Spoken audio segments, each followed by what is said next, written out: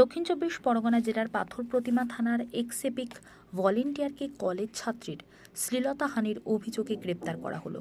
দক্ষিণ চব্বিশ পরগনা জেলার পাথর প্রতিমা রামগঙ্গা রাজরাজেশ্বরপুর এলাকায় বাড়ির ওই সিভিক ভলেন্টিয়ার পাথর প্রতিমা মহাবিদ্যালয়ের নবীন বরণ উৎসব থেকে ওই ছাত্রী যখন বাড়ি ফিরছিল তখন তাকে শ্লীলতাহানি করা হয়েছে বলে বাবা মাকে জানালো। পাথর প্রতিমা থানায় অভিযোগ দায়ের করা হয় সিভিক ভলেন্টিয়ারের বিরুদ্ধে। এর অমিতাভ বাড়ি নামে একজনকে পাথর প্রতিমা থানা গ্রেপ্তার করে কাকদ্বীপ আদালতে নিয়ে এসেছে।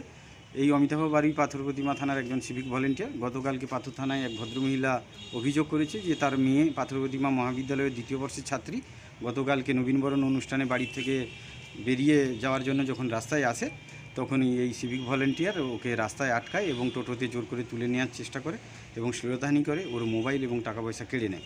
সেই অভিযোগ পেয়ে পাথর প্রতিমা থানা আধিকারিক বিএনএসের বিভিন্ন ধারায় মামলা শুরু করেছে, করে ওকে গ্রেপ্তার করে আজকে কাকদ্বীপ আদালতে পাঠিয়েছে। কী নাম আপনার? আমার নাম সব্যসাচী দাস, অ্যাডভোকেট কাকদ্বীপ।